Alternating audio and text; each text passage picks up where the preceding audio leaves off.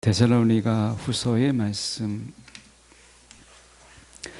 데살로니가 후서 2장 1절에서 4절까지 말씀, 신약 성경으로 보실 분들은 334쪽 데살로니가 후서 2장 1절에서 4절까지 말씀입니다. 제가 봉독해 올립니다. 형제들아, 우리가 너희에게 구하는 것은 우리 주 예수 그리스도의 강림하심과 우리가 그 앞에 모임에 관하여 영으로나 또는 말로나 또는 우리에게서 받았다는 편지로나 주의 날이 이르렀다고 해서 쉽게 마음이 흔들리거나 두려워하거나 하지 말아야 한다는 것이라. 누가 어떻게 하여도 너희가 미혹되지 말라. 먼저 배교하는 일이 있고 또 저 불법의 사람 곧 멸망의 아들이 나타나기 전에는 그 날이 이르지 아니하리니 그는 대적하는 자라. 신이라고 불리는 모든 것과 숭배함을 받는 것에 대항하여 그 위에 자기를 높이고 하나님의 성전에 앉아 자기를 하나님이라고 내세우느니라. 아멘. 오늘 이 말씀 가지고 모방은 해도 창조하지 못하는 자를 조심하라. 모방은 해도 창조하지 못하는 자를 조심하라 라는 제목으로 함께 말씀을 나누기를 원합니다. 데살로니가 전서가 있고 후서가 있죠. 잘 알다시피 내용이 다르니까 두 개를 썼겠죠. 전서는 데살로니가 교회에, 그러니까 데살로니가 지역에 사도 바울 일행이 들어가서 이제 복음을 전해요.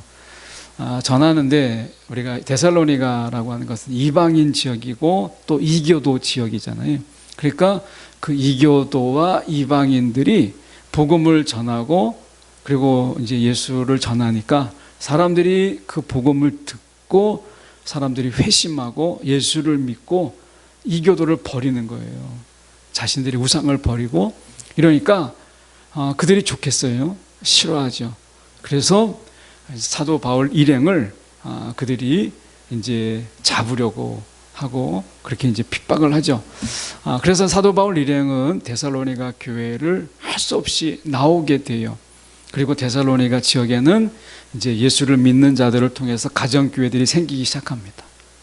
그런데 그때 이교도들의 환난과 핍박이 그 지역에 있게 되는 거예요. 그래서 데살로니가 전서는 이제 막 예수를 믿기 시작하는 그들이 믿음을 잘 지킬 것인지 믿음을 잃어버리지 않을까, 환난 중에. 그래서 너희가 환난이 있을 것이지만 너희가 그 믿음을 지켜라 라고 하는 것이 데살로니가 전서고요. 후서는 또 내용이 달라요. 후서는 어떤 내용이냐면 그 데살로니가 지역에 그리스도의 재림, 이제 예수님이 재림하셨다라고 하는 그런 자들이 나타나기 시작했어요. 내가 재림 예수다. 그래서 이 데살로니가 지역에 사도 바울이 이제 복음을 전했지만 종말론적인 이런 부분들이 많이 이제 알려주지 못한 거잖아요. 우리가 그래서 이 사도 바울이 종말론적인 부분 속에서 예수님의 재림에 대해서 다시 뭔가 좀 알려줘야 되기 때문에 사도 바울이 급하게 이 데살로니가 후서를 써요. 이 데살로니가 후서는 그래서 그리스도의 재림에 관한 부분이에요.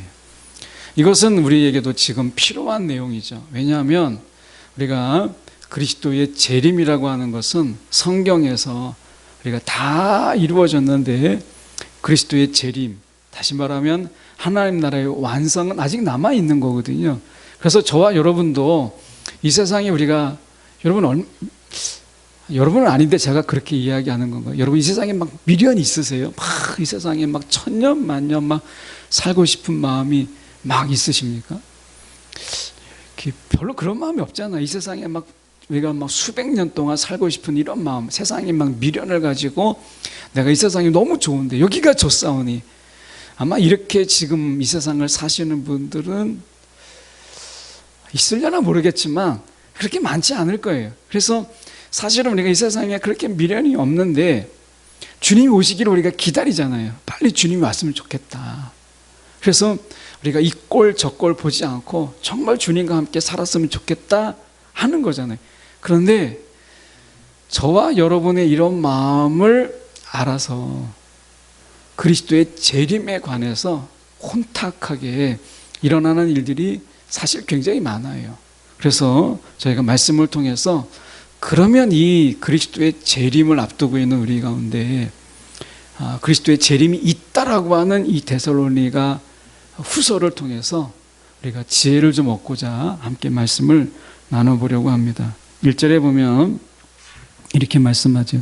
형제들아, 우리가 너희에게 구하는 것은 우리 주 예수 그리스도의 강림하심과 우리가 그 앞에 모임에 관하여 이렇게 돼 있어요. 이 모임이라고 하는 이 말은 사도행전에 모이기를 힘쓰라. 우리가 사도행전적인 그런 초대교회 역사 속에서는 모이기를 힘썼어요. 그러니까 정말 모이는 게 좋고, 그래서 그 모여서 기도하고 떡을 떼고 그리고 함께 예배하고 하는 일들이 정말 이 초대교회 때는 많았어요.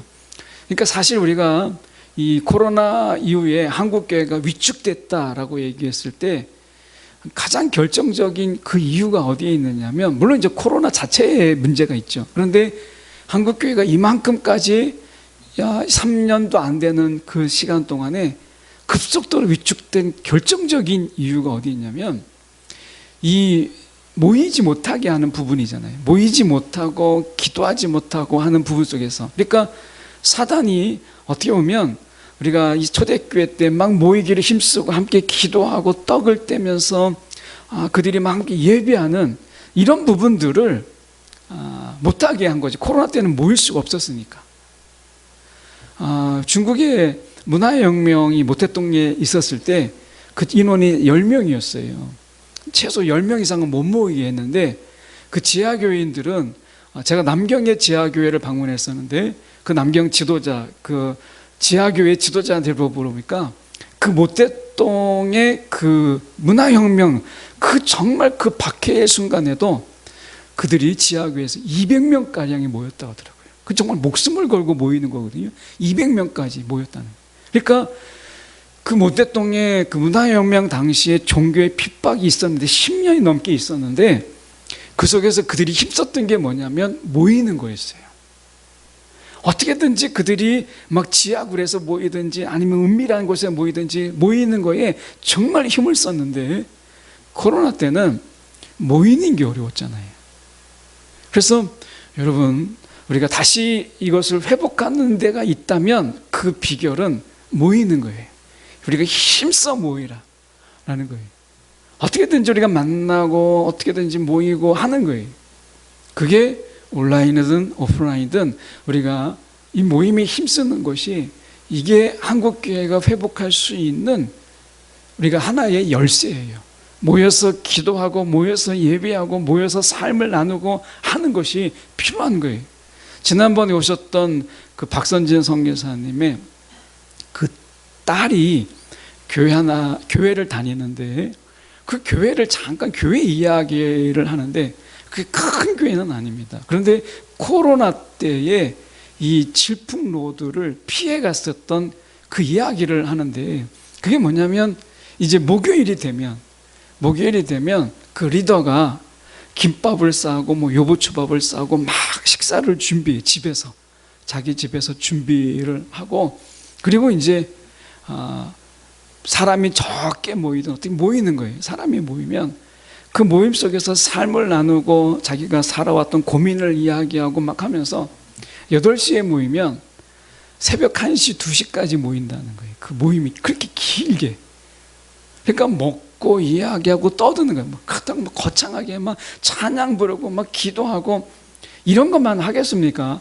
사람이 모임 속에서 나눔이라는 게 있죠. 그러니까 이 얘기도 하고 또 들어주다가 맞장구도 쳐주고, 또 저 사람이 저런 이야기하면 또 그런 일이 있었냐고 이 이야기를 돌아가면서 다 이야기하니까 12시, 새벽 1시 이렇게까지 모인다는 거예요. 그 모임이 코로나의 그 파도를 이겨낸 거예요. 여러분, 우리가 이 한국 교회가 이 코로나로 인해서 거의 뭐 주저앉은 상황이 되는 상황 속에서 다시 일어설 수 있는 유일한 길은 사도행전적인 돌아가서 모이기를 힘쓰라 라고 하는 거. 어떻게든지 우리가 뭐 티타임을 갖든지 아니면 커피숍에서 얼굴을 보든지 간에 자꾸 모임 속에서 이야기가 전해져야 되는 거예요. 내가 이야기가 나누어지고 이야기가 전해지게 될 때에 거기에서 생명이 흘러가는 거잖아요. 근데 여기서 나와 있는 1절은 그런 모임은 아니에요. 여기서 나와 있는 모임이라고 하는 것은 이제 주님이 재림하세요. 재림하시면 그분을 보기 위해서 그분 앞에 우리가 절하고 그분 앞에 경배하기 위해서 그분 앞에 서는 이 모임을 이야기하는 거예요. 그러니까 마지막 때는 우리가 주님이 오시는데, 여러분 우리가 이 자리 가운데 예배하고 가만히 있겠어요? 주님이 어디 오셨나 싶어서 그분이 오시는 곳에 우리가 다 온 열방이 주님 앞에 모이지 않겠어요? 이 엄청난 모임, 주님 앞에 서는 이 모임을 이야기하는 거예요. 분명히 이런 날이 있을 거예요. 언어가 다르고 피부의 색깔이 다 다르지만 주님이 재림하시는 그 날에 우리는 다 온 열방이 주님의 오심을 맞이하지 않겠어요? 이 축제적 모임을 이야기하는 거예요. 분명히 그런 날이 있어요. 그런데 말씀해 보면 그런 날이 있다라고 사도 바울은 인정을 하는 거예요. 주님의 강림하심, 재림이 있고 그 속에서 우리가 다 모여서 지금 흩어져 있지만 사도 바울이 이 데살로니가 교회를 방문하지 못하지만 그날이 되면 모든 우리가 막힘과 끊어짐이 다 풀어져서 모두가 모이는 엄청난 그 축제의 날이 있겠죠. 이 모임을 이야기하는 거예요. 그런데 2절에 보면 이렇게 말씀합니다. 영으로나 우리가 또는 말로나, 그 영으로나라는 이 말은 계시예요. 그러니까 어떤 계시냐면 하나님이 나에게 직통 계시를 주어서 이제 나만 아는 거죠. 여러분 주변에 하나님이 나에게 계시를 주어서 요한계시록을 나만 풀 수 있다라고 말하는 사람은요 100% 이단이에요. 그 사람은 기울일 필요가 없어요. 하나님의 역사는 절대 그런 식으로 역사하지 않으시거든요. 그러니까 여기서 말하는 영으로나 이 말은 하나님이 누군가에게 직통계시를 주어서 요한계시록을 푼다면 그건 나밖에 없다. 뭐 다니엘을 풀 수 있다면 나밖에 없다. 이렇게 말한 사람이 혹시 여러분 주변에 있다면 여러분 귀를 기울일 필요가 없어요. 그것은 100% 거짓이에요. 하나님의 역사는 절대 그렇게 역사하지 않으세요. 그래서 여기서 말하고 있는 것은 영으로나 라는 말인데, 내가 하나님 앞에서 직통계시를 받아서 이 성경은 나만 풀 수 있어 라고 말하는 자, 이런 자가 나타났다는 거예요. 여러분 우리가 그런 자는 없어요. 하나님은 이 계시를 주시고 이것을 해석하는 데 있어서 교회의 지혜를 주어서 많은 사람들의 경험과 또 하나님이 그 속에서 깨달음을 주시고 했던 그런 속에서 이것이 묶어지는 하나님의 교회로서의 지식을 주시는 것이지, 어떤 한 사람에게 계시를 주어서 그 사람이 모든 요한계시록을 그 사람만 풀 수 있다, 이런 일은 절대 없어요. 그런 사람에게 여러분이 귀를 기울일 필요가 없어요. 그 다음에 보면 말로나 설교나 강의나 막 이런 걸로 굉장히 유창한 말로 혹시 유혹하는 자가 있다면 이것을 이야기하는 것이거든요. 제가 가까이 이제 있는 분이 신천지에 이렇게 빠졌어요. 그러니까 신천지는 처음부터 우리가 무료 성경 공부부터 시작했잖아요. 근데 그분도 이런 생각을 가졌다는 거예요. 내가 공부를 해보면 이게 내가 진짜인지 아닌지를 내가 구별할 수 있어 라고 해서 공부를 시작한 거거든요. 그런데 거기에 빠져버린 거예요. 여러분 혹시 여러분 주변에 공부 한번 해봐 해서 내가 들어보면 좀 배우다 보면 이게 진짜인지 아닌지 난 알 수 있어 라고 자신 있어 하시는 분이 있다면 그런 자신감이 있는 분은 절대 공부하지 마세요. 여러분 못 빠져나와요. 내가 좀 공부해보고 내가 이게 진짜인지 아닌지 나는 공부해보면 알 수 있어 라고 하는 그런 자신감이 있는 분이 있다면, 특히 그 자신감이 있는 분은 그 공부를 참여하지 않는 게 좋아요. 그 자신감 때문에 여러분 나오지 못해요. 왜냐하면 제가 그때 하나님의 교회를 이야기했잖아요. 여러분 일주일에 그 학습량이 25시간, 20시간이 넘어요. 한 주에 그 학습량이. 여러분 그거를 여러분 한 4개월 하면요 못 빠져나옵니다. 계속 반복해서 세뇌시켜서 빠져나올 수가 없어요. 내가 들어보고 이게 진짜인지 아닌지 난 분별할 수 있어 라고 생각하는 사람이 있다면 여러분 그거는 내 영혼을 파는 일이에요. 그렇지 않아요.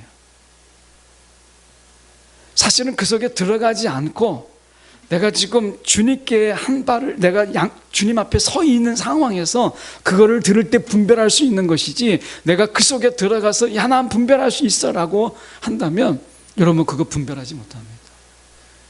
여러분 거짓을 판별할 수 있는 방법은 내가 진짜에 거하고 있기 때문에 가짜를 볼 수 있는 거지, 진짜를 떠나서 가짜 안에 들어가 있는데 가짜를 분별한다라는 것은 정말 어려운 일이에요. 그래서 영으로나 또는 말로나 또는 사도 바울에게 내가 사도 바울에게 편지를 받았다라고 하는 이 가짜 편지가 그 속에서 돌아다녔어요. 그러면서 주의 날이 이르렀다고 해서 이렇게 되어 있는데, 성경에서 여기서 주의 날이 이르렀다라는 말에 우리 성경에, 한글 성경에 없는 말이 하나 있어요. 그게 영어로 just예요. 그러니까 주의 날이 바로 이르렀다라고 하는 말이에요. 바로라는 말이 들어가요. 이 말은 이미 주님이 바로 여기에 지금 강림하셨다, 재림하셨다라고 하는 거예요. 여러분 우리 주변에도 예수님이 자기가 이 재림 예수다라고 하는 그런 자들이 이미 많이 있어요. 여러분 하나님의 교회라고 하는, 원래 그 하나님의 교회는 그 전의 이름이 안산홍 증인이에요. 이 안산홍이라는 사람은 37년 사역을 했어요. 그러다가 그가 뒤로 넘어져서 죽었죠. 그는 하나님이라서 원래 죽을 수 없는 자인데 그가 죽었어요. 근데 이 하나님의 교회에서 뭐라고 하냐면, 예수님이 3년 공생애를 이 땅에서 했고, 그리고 안산홍이 재림 예수로 와서 37년을 사역함으로 인해서 40년을 채웠다. 그럼 40년이 뭐냐? 다윗이 40년 통치를 했거든요. 그러니까 다윗이 40년 통치를 했으니까 예수님도 다윗의 자손으로 와서 40년을 통치해야 되는데, 공생애 3년하고 십자가에서 돌아가셨기 때문에 40년을 못 채웠는데, 재림 예수인 안산홍이 들어와서 37년을 그가 사역함으로 다윗의 40년을 채웠다, 이렇게 이야기해요. 성경 어디에 예수님의 사역을 40년을 채워야 된다는 이야기가 어디에 있어요? 이 말도 안 되는 거잖아요. 거기서 끝났습니까? 안산홍은 죽었다고 했는데, 이미 죽었는데, 장례까지 다 했는데,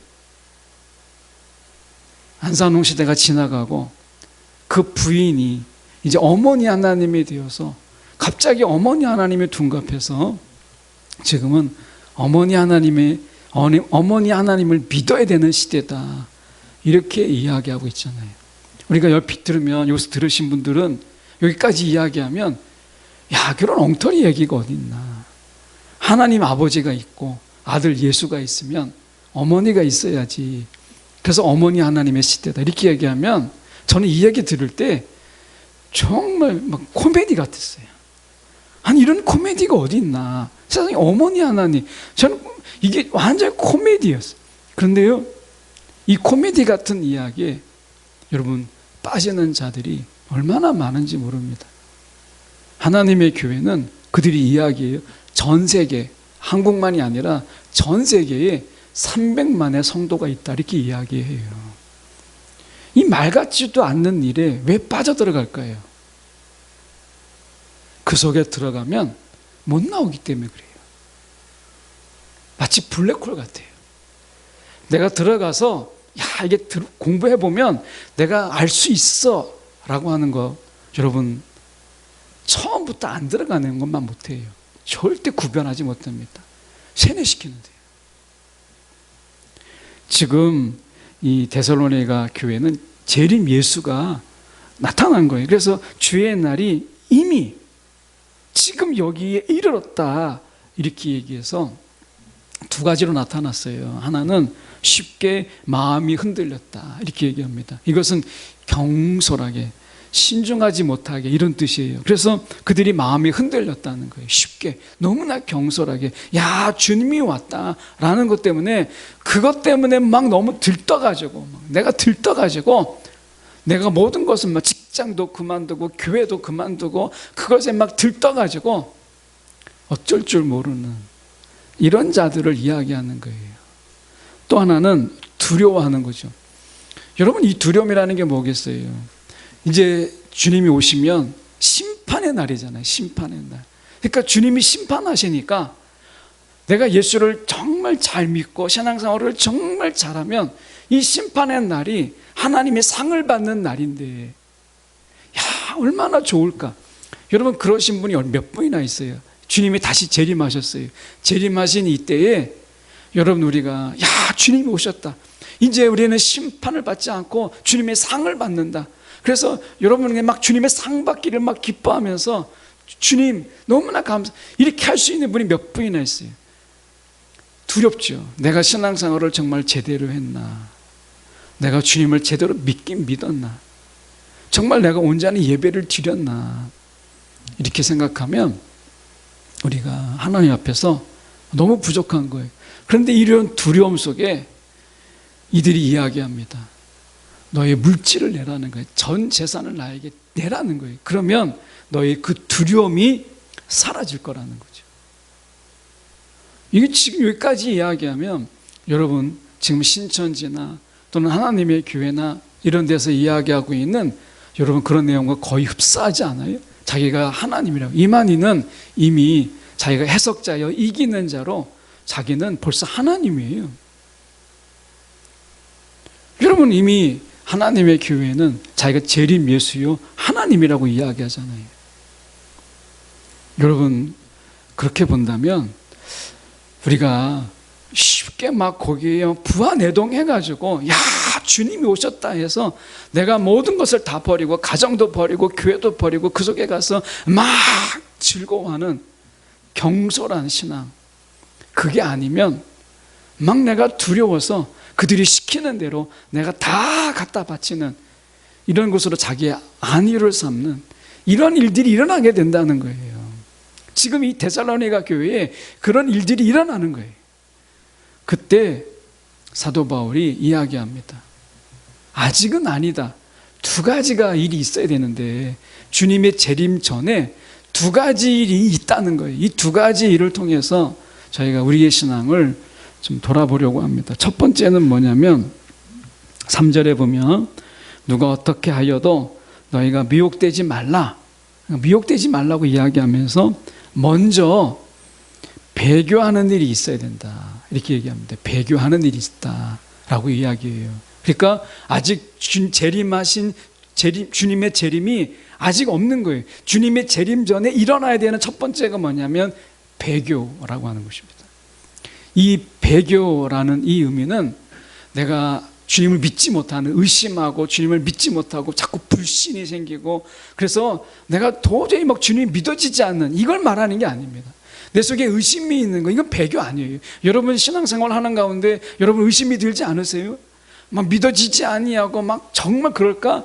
여러분 오병이어 기적 들어가 보십시오. 오병이어 기적 들어보면 야 정말 보리떡 그리고 작은 아이의 그 오병이어 같은, 그러니까 어떻게 보면 보리떡 5개, 물고기 2마리, 멸치 2마리 같은 건데 이걸로 그 많은 사람이 다 먹고 12광주리가 남았다. 여러분 이거 믿어지세요? 홍해 바다가 갈라졌다. 여러분 어떤 분들은 내가 정말 그게 믿어지는 분도 있고, 지금도 신앙생활을 계속하지만 야, 나는 다 믿어도 나는 그거는 못 믿겠어 라고 하는 분도 있을 거예요. 네. 여러분, 성경 읽다가 무엇이 안 믿어지십니까? 여러분, 성경이 다 믿어지세요? 여러분, 그건 정말 은혜예요. 믿는다 하는데 실제로 안 믿어지니까 우리 삶 속에서 그분을 바라보지 못하는 거 아니겠어요? 사실은 믿음이라고 하는 것은 우리 말에서 있지 않아요. 우리의 삶 속에서 그분을 만약에 믿는다면 우리의 삶은 좀 다르지 않겠어요? 그래서 여기서 배교라고 하는 것은 내가 믿지 못하는 거, 내 속에 의심이 드는 거, 그럴 수밖에 없죠. 여러분, 다 의심 없이 완전히 믿으십니까? 그렇지는 않을 거예요. 그거는 배교가 아니에요. 믿음이 의심이 드는 것.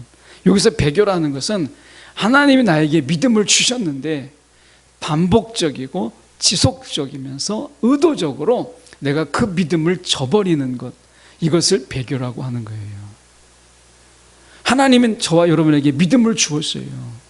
하나님 우리 가운데 고난 가운데 또는 어려운 가운데 하나님이 우리 가운데 믿음을 더해 주시잖아요. 하나님은 살아계셔.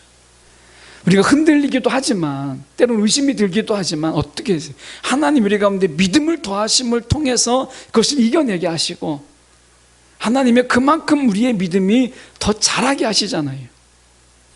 그런데 하나님이 주신 믿음이 있는데 내가 그것을 반복적이고 지속적으로 내가 의도적으로 그 믿음을 저버리는 거예요. 이것을 배교라고 해요. 여러분, 혹시 자꾸 하나님이 우리 가운데 믿음을 주시는데 여러분 그 믿음을 붙잡지 않고 반복적으로 자꾸 믿음을 밀어내십니까? 여러분, 그게 배교예요. 어려움이 중요한 게 아니라 우리 가운데 힘든 일이 있고 괴로움이 있는 게 중요한 게 아니라 하나님이 거기에 합당하고 그거 견딜 만한 믿음을 주시잖아요. 그 믿음을 붙잡는 거거든요. 신앙은 어려움을 밟고 가는 게 아니라 우리가 믿음을 붙잡고 가는 게 우리의 신앙이잖아요. 하나님께서 믿음을 더해 주시는 거예요. 근데 배교라고 하는 것은 하나님이 주신 믿음으로 하지 않고 세상의 방법으로, 내 방법으로 자꾸 믿음을 걷어차는 거예요. 이것이 의도적이면서 반복적으로, 때로는 악의적으로 이것을 배교라고 해요. 그런데 이 배교라는 말을 다르게 이야기하면 이거는 원래 정치적이면서도 우리가 군사적인 용어로도 쓰여요. 이 말은 뭐냐면 주님의 다스림을 내가 거절하는 거예요. 주님의 다스림을 거절하는 거예요. 그래서요, 이 주님의 다스림을 거절하는 것이 방법이 여러 가지가 있어요. 우리가 아마 대놓고 여기 계신 분들은 주님의 다스림을 내가 대놓고 거절하실 그런 용기 있는 분은 없어요. 그런데 우리가 소극적으로 주님의 이 다스림을 구하지 않는 거예요. 여러분, 주님의 다스림을 적극적으로 구하지 않는 것, 이것은 여러분 우리 가운데 배교의 씨앗이 될 수 있어요. 여러분, 아침이 되면 그리고 하루를 시작할 때 여러분 주님의 다스림을 여러분 구하십니까? 얼마나 간절하게 구하십니까? 우리가 세상에서 정말 구할 것 많아요. 말씀하셨잖아요. 뭐라고 말씀하셨어요? 무엇을 무엇일까? 무엇을 먹을까? 이것은 다 이방 사람들도 구한다는 거예요. 무엇을 먹을까? 무엇을 마실까? 이방 사람들 다 구한다는 거예요. 너희는 그거 구하지 말고 그의 나라와 그의 의를 구하라. 그의 나라를 구한다라는 뜻이 뭐냐면 그 나라는 다스림을 이야기하는 거예요. 통치, 하나님이여 나를 다스려 주시옵소서. 이것이 성경의 사도 바울적인 표현이 성령 충만이에요. 이 충만이라고 하는 것은 성령의 다스림을 이야기하는 거예요. 예수님께서 성령을 통해서 저와 여러분을 다스리고 계시는 거예요. 근데 성령이 어떤 분이시냐? 인격적인 분이세요. 인격적인 분. 그래서 주님, 나를 다스려 주세요. 오늘도 나를 인도해 주세요라고 내가 인격적으로 그분을 구하지 아니하면 그분이 역사하지 않아요. 그분이 간섭하지 않으니까 내가 구하지 않는 거예요. 내가 그분의 통치를 구하지 않는 것. 여러분, 이게 여러분 소극적인 의미 속에서 배교예요. 적극적으로 내가 주님을 막 믿음을 걷어차고, 그래서 내가 하나님을 막 거절하고 믿음이 아닌 세상의 방법을 막 찾고 이런 건 아니더라도 성령의 충만, 성령을 통하여 주님의 다스림, 이것을 내가 구하지 않는 것. 여러분, 이것은 소극적으로 배교예요. 오죽했으면 우리가 그의 나라와 의를 먼저 구하라고 얘기했겠어요. 우리가 뭘 구하죠? 이 세상에 살면서 여러분 한 주 동안 기도하셨잖아요. 그 기도의 내용 중에 가장 많은 기도가 뭐였어요? 뭘 먹을까? 뭘 마실까? 이거예요. 엔겔지수라는 게 있잖아요. 우리가 가난하면 가난할수록 우리가 먹는 거에 들어가는 돈이 전체 지출 중에 제일 많아진다는 거예요. 저희 집도 한번 보죠. 제가 보니까 정말 아마 따진다면 엔겔지수 굉장히 높을 것 같아요. 뭘 먹을까? 카드 내역 보면 그냥 산 거 내용 중에 먹을 거 정말 많이 있어요. 뭘 먹을까? 무엇을 마실까? 정말 중요한 문제 아니겠어요?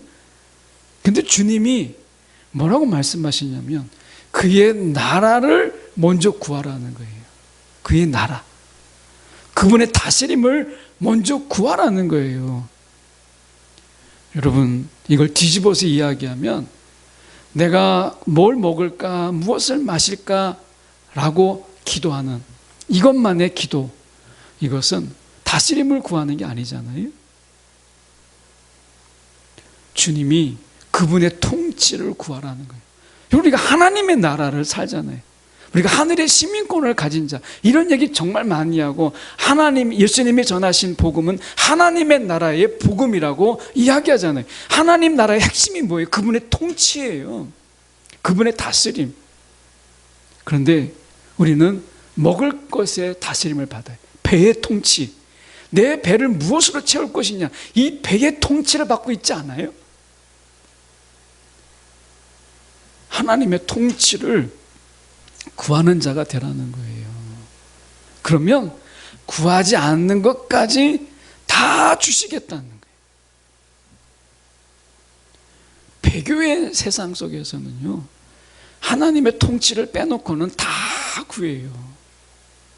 오늘 우리가 정말 주님 나를 다스려 주세요. 성령의 충만함을 우리가 다시 이야기하지 않을 수 없어요. 성령의 충만을 이야기하면 또 저희에게 막 식상하고 막 이렇게 생각할 수 있잖아요. 그런데 여러분, 우리가 그렇게 많이 들었지만 그렇게 많이 하지 않고 그렇게 많이 우리가 무관심한 것이 성령의 충만이에요. 성령의 다스림을 받는 것. 여러분, 우리가 기도를 한번 생각해 보죠. 말씀 안 하셔도 돼요. 한번 속으로 한번 생각해 보세요. 정말 여러분 한 주 동안에 주님 나를 다스려 주세요. 주님 나를 이끌어 주세요. 오늘도 주님의 방법으로 나를 인도하여 주세요. 여러분, 이러한 기도 우리가 정말 그 간절함을 떠나서 몇 번이나 우리가 했을까요? 하나님 이것 주세요, 저것 주세요. 이런 건 정말 많이 했잖아요. 하나님 먹을 것 주세요, 돈 주세요. 그런데 주님 나를 다스려 주세요. 여러분, 이 하나님의 인격적인 통치를 위해서 우리가 얼마나 기도했는가라고 하는 거예요. 마지막 때는 이런 것을 구하지 않는 자들이 넘쳐난다는 거예요. 이런 배교가. 그리고 보면 3절에 우리가 불법의 사람, 멸망의 아들이 나타난다라고 이야기해요. 이 불법의 사람이 나타난다라고 이야기하잖아요. 이것은 하나님의 은혜에 맞서는 자예요. 하나님의 은혜 필요 없다는 거예요. 내 능력으로 살겠다는 거예요. 내 힘으로 살겠다는 거예요. 내 돈의 위력으로 살겠다는 거예요. 은혜 아니면, 우리가 은혜 아니면 아무것도 아니에요. 이 찬양이 필요 없다는 거예요. 여러분, 오늘도 하나님의 은혜가 아니면 난 아무것도 아닙니다. 여러분, 그런 고백으로 사십니까? 하나님의 은혜가 아니면, 하나님의 은혜가 아니면 오늘도 하나님의 은혜를 구하고 계십니까? 여러분, 우리가 은혜 아니면 정말 아무것도 아니잖아요. 여러분, 우리 속에서 은혜 빼면 뭐가 남아요? 정말 아무것도 아니에요. 제 삶을 한번 봤어요. 설교 준비하면서 보니까 제가 은혜를 빼면 정말 아무것도 아니에요. 그냥 뼈다귀예요, 뼈다귀. 살아있다고 말할 수가 없어요. 제가 죽음 가운데서 정말 여러 번 하나님의 은혜로 지금까지 살았어요. 생명이 정말 죽을 뻔했던 게 여러 번이었어요. 근데 은혜가 저의 생명이에요. 은혜 아니면 살아있다고 말할 수도 없어요. 은혜가 아니면 사실 이 자리에 설 수도 없는 거죠. 여러분, 나중에 두 가지가 나타난다는 거예요. 믿음을 더 이상 바라지 않아요. 아니, 하나님의 통치를 더 이상 구하지 않는 그런 시대에 이르게 된다는 거예요. 여러분, 우리의 신앙을 한번 보세요. 내가 예배 나오는 거 정말 중요한 거 잘하셨어요.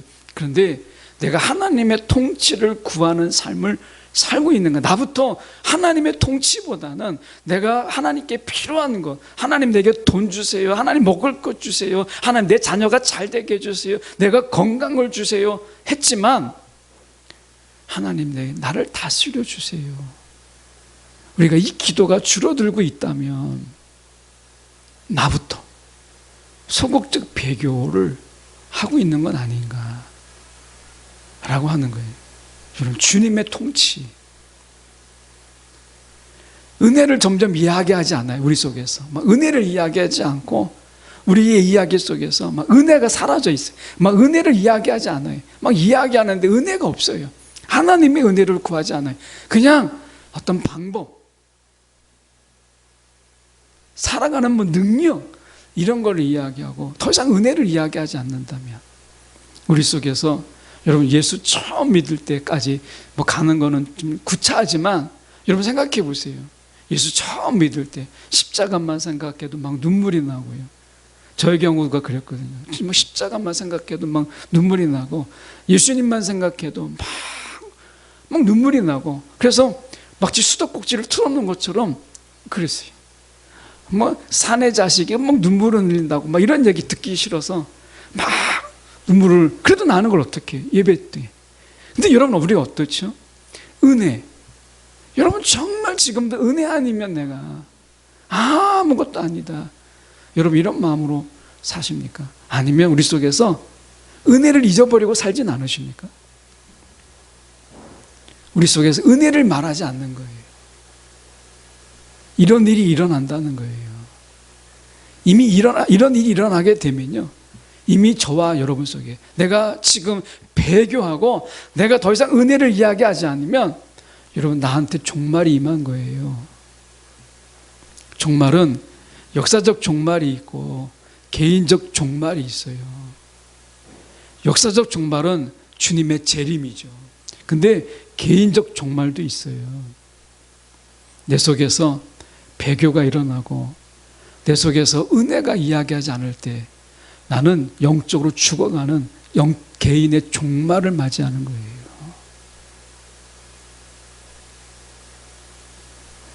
여러분, 그래서 거꾸로 이야기하면 주님이 다시 오실 때 우리가 전천연설, 후천연설, 무천연설, 그래서 종말론적인 신학이 여러 개가 있어요. 그래서 정말 우리가 무천연설을 따르는 사람도 있고 후천연설도 따로 있고 전천연설, 또 전천연 속에서 세대주의 전천연설, 역사적 전천연설, 너무 많은 거예요. 어느 게 맞는지. 그런데 종말론적 그 이론이 중요한 게 아니라 내가 어떤 이론을 가지고 살아가느냐가 중요한 게 아니라 그 미래를 붙잡고 계시는 주님, 그 미래를 주관하신 주님을 바라보는 것, 그분을 붙잡고 가는 게 더 중요하지 않겠어요? 여러분, 내가 지금 미래의 이론, 어떤 이론을 가지고 내가 살아가느냐 보다 그 미래를 직접 손에 쥐고 쥐락펴락하시는 그 주님을 내가 붙잡는 것이 훨씬 더 중요한 일이잖아요. 그게 중요한 거예요. 여러분, 우리는 이 종말에 정말 살아요. 오늘 밤에 주님이 오셔도요, 전혀 문제가 없는 그런 곳에 살아요. 이미 여러분 배교가 일어나고 있고요. 이미 하나님의 은혜를 말하지 않는 시대가 되었어요. 지금 주님이 오셔도요, 전혀 이상하지 않아요. 이 데살로니가 후서는 사도 바울이 이야기할 때 지금은 주님이 오실 때가 아니야. 배교가 일어나고 더 이상 사람들이 은혜를 이야기하지 않는데 너희는 그렇지 않지 않느냐. 너희는 정말 믿음을 지켰고 너희는 은혜를 이야기하고 주님을 바라보면서 눈물을 흘리고 지금 너희만 봐도 주님은 오실 때가 아니야. 이렇게 말할 수 있었는데 아마 사도 바울이 지금 우리의 현실을 바라본다면 오늘 밤에 주님이 오셔도 전혀 이상하지 않겠구나. 사도 바울은 데살로니가 후서를 다시 쓸 것 같아요. 지금 사도 바울이 온다면 지금 주님이 이 밤에 오셔도, 아니 지금 이 순간에 오셔도, 아까 얘기했던 저스트처럼 바로 여기에 주님이 임하신다고 해도요, 전혀 이상하지 않을 정도로 우리 속에 배교가 있고 우리가 더 이상 은혜를 말하지 않는, 여전히 우리가 세속주의가 교회를 덮쳤다라고 하는 이유가 더 이상 주님의 통치와 주님의 은혜를 말하지 않고 여기 교회에서도 세상과 똑같이 먹을 걸 구하고 마실 걸 구하고 전혀 다름이 없다라는 것이잖아요. 그러면 사실은 이 밤에 주님이 오셔도 여러분 전혀 이상하지가 않는 거예요. 그런 시대에 우리가 살고 있어요. 이런 시대에 우리가 살고 있기 때문에 역설적으로 우리는 무엇을 준비하면서 살 것이냐라고 얘기했을 때 사도 바울이 이야기하는 이 두 가지를 봐야 되겠죠. 첫째는 여러분 4절에 보면 이렇게 말해요. 그는 대적하는 자라 신이라고 불리는 모든 것과 숭배함을 받는 것에 대항하여 그 위에 자기를 높이고 하나님의 성전에 앉아 자기를 하나님이라고 내세우느니라. 아니 내가 하나님인데 무슨 통치를 받고 뭐 은혜를 구하고 하겠어요. 다 자기가 하나님으로 사는 거예요. 여러분 이 종말론적인 그 관점에서 여러분 내가 하나님이 됨을 내려놓으시라는 거예요. 그게 통치예요. 하나님의 통치를 받지 않으면 내가 통치하는 신이 되는 거예요. 그래서 하나님의 통치를 우리가 더 간절하게 구해야 된다는 거예요. 이게 주님의 오심을 준비하는 자의 삶인 거예요. 여러분 성령 충만이라는 거예요. 성령 충만. 그게 뭐겠어요? 성령 충만. 주님이 오늘도 나를 다스려 주시기를 바라는, 이걸 구하지 않는 것. 여러분 구하지 않으면요 나로 살아요. 내가 성령의 충만을 구하고 주님의 다스림을 구하지 않으면 이게 별 차이 아닌 것 같은데, 구하지 없으면, 구하는 마음이 없으면 내가 통치하며 삽니다. 내가 주인됨으로 사는 거예요. 내가 하나님됨으로 살아요. 여러분 이건 실험할 필요가 없어요. 우리가 그렇게 살았으니까. 구함이 없으면 교만해진다. 이거는 영적인 원칙이에요. 구함이 없으면요 교만해지고, 통치를 받지 않으면 내가 주인 되는 것, 이 영적인 이 원리잖아요. 그래서 우리는 그분의 통치를 구하는 거예요. 그래야 내가 하나님 되지 않아요. 여러분 주님 오늘 밤에 오셔도 이상하지 않아요. 하나님의 통치를 구하는 자가 주님의 오심을 준비하는 거예요. 두 번째로 우리가 이 불법의 사람인데, 멸망의 사람, 하나님의 은혜를 말하지 않는 어떻게 그런 자인데요. 이 불법의 사람, 특히 이 멸망의 아들을 예수님은 누구로 이야기했느냐면 요한복음 17장 12절에 이렇게 말씀하셨어요. 내가 그들과 함께 있을 때에 내게 주신 아버지의 이름으로 그들을 보존하고 지켰나이다. 그중 하나도 멸망하지 않고 다만 멸망의 자식뿐이오니, 이렇게 얘기했습니다. 하나를 잃었어요. 예수님 공동체에서 다 잃지 않았는데 하나를 잃었는데, 그게 누구냐? 가룟 유다예요. 멸망의 아들이라고 이야기하죠. 멸망의 자식이라 라고 이야기합니다. 가룟 유다가 어떻게 했어요? 하나님의 은혜를 구하지 않았죠. 자기가 생각하는 그런 세계관, 이거를 버리지 않았어요. 가룟 유다는 주님과 함께 3년을 따라다녔지만 주님의 은혜를 구하지 않고 돈이 최고였어요. 돈이 최고. 옥합을 깬 여인에게, 가난한 자에게 나눠주지 이걸 왜 깼냐라고 하는 물질관, 물질 세계관을 가진 자였어요. 가룟 유다는 바뀌지 않았어요. 달라지지 않았어요. 은혜가 사람을 바꾸는 거예요. 은혜가. 가룟 유다는 주님을 따라다녔지만 은혜의 담을 쌓은 자였어요. 은혜가 뭔지를 모르는 자였어요. 여러분, 오늘도 우리가 은혜가 아니면 정말 우리는 아무것도 아닙니다. 여러분, 두 가지예요. 주님의 오심을 준비하는 두 가지. 오늘 밤에 오셔도 전혀 이상이 없어요. 그런데 우리가 주님을 맞이하는 속에서 두 가지는 준비하고 있어야죠. 주님의 다스림을 적극적으로 구해라. 구하지 않는 소극적이, 그게 배교의 씨앗이 될 수 있다라고 하는 거예요. 주님의 다스림을 여러분 정말 간절하게 구하세요.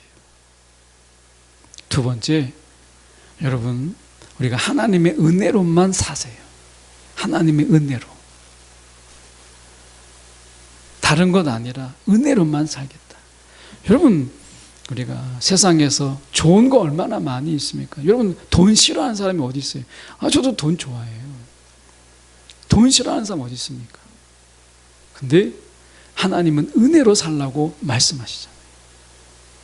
여러분, 이 두 가지만 우리가 잘 지키면 주님이 오시는 그 날이 우리 가운데 두려움이 되지 않는 그런, 주님을 맞이하는 그런 자가 된다고 말씀하는 거예요. 여러분, 이미 이 데살로니가 후서에 사도 바울이 이야기하는 이미 두 가지, 배교가 있을 거고 멸망의 자식들이 넘쳐날 것이다라는 일들은 여러분 우리 주변에 막 넘쳐나고 있어요.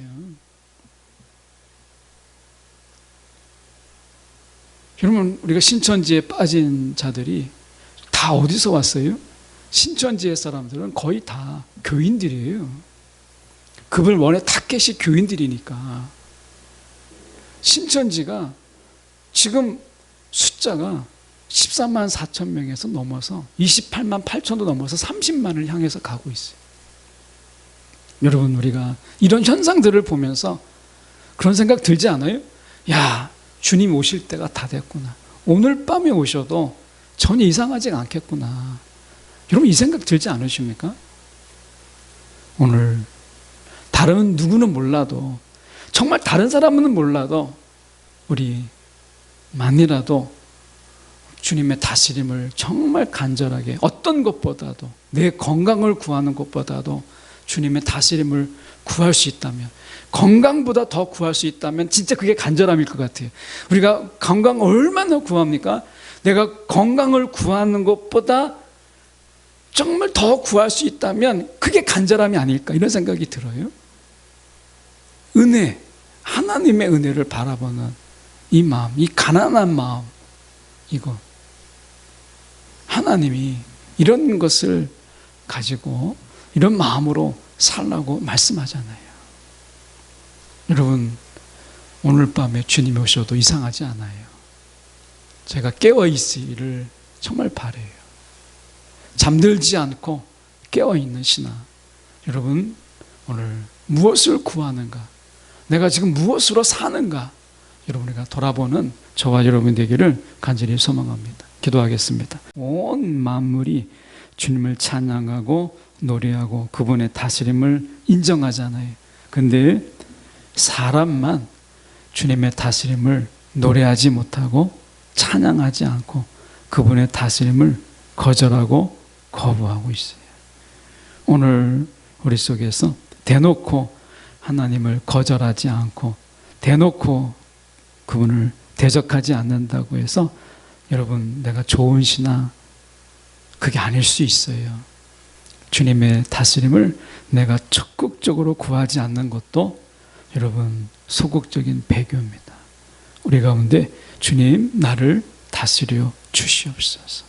다스리면 좋고 아니면 말고가 아니라 내가 주님의 다스림으로 살게 하는 그런 간절함, 오늘 하나님의 은혜로만 내가 살겠습니다 하는 이 가난한 심정, 우리 가운데 주님을 예비하는 자의 마음이라고 말하고 있습니다. 우리 이 시간 함께 기도할 때 여러분 사단은 우리 가운데 그냥 모양만 취해 뭐 그렇게 진실할 필요가 있어 그렇게 이야기합니다. 우리 가운데 정직한 영을 주시옵소서. 하나님의 다스림을 온전히 구하고 오늘도 하나님의 은혜로만 살겠다는 이 마음을 변치 않게 해달라고 우리 자신의 신앙과 믿음과 마음을 놓고 함께 이 시간에 기도하겠습니다. 사랑에 많으신 하나님 아버지, 주님 이 시간에 기도합니다. 아버지 하나님의 세상은 늘 우리 가운데 그냥 그렇게 흉내만 내고 그렇게 경건한 척하고 그렇게 살면 되지, 굳이 뭐 그렇게 하나님의 통치를 구하고 그렇게 사는가 우리를 유혹합니다.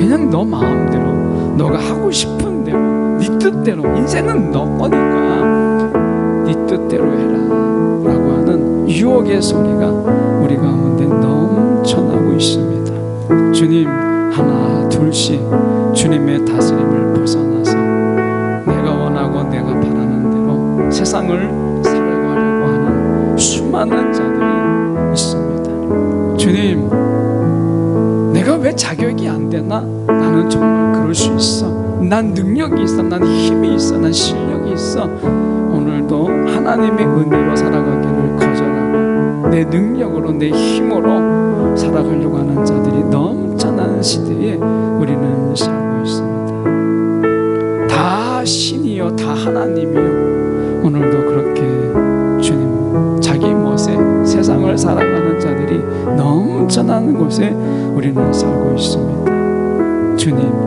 이 마지막 때에 있어야 될 모든 일들이 우리 주변에서 일어나고 있는 이때에 주님, 주님을 맞이하는 자들이 필요하지 않을까 하나님은 생각합니다. 주님 다 배교자요 다 은혜를 떠난 자라 할지라도 우리는 주님의 오심을 맞이하는 그 모임에 속한 자 되게 하사 오늘도 우리가 가장 앞줄에서 주님을 열렬히 환영하는 하나님 그런 자 되게 하여 주사 오늘도 주님의 다스림을 간절히 구하고 오늘도 주님의 은혜로만 내가 살겠다는 이 분명한 흔들리지 않는 마음으로 주님 살아갈 수 있도록 인도하여 주시옵소서.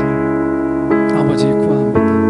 우리를 도와주시고 우리를 인도하여 주셔서 언제 오실지 모르지만 분명히 오시는 그 재림의 날에 주님 우리가 두려워 떨지 아니하도록 우리를 인도하여 주시옵소서.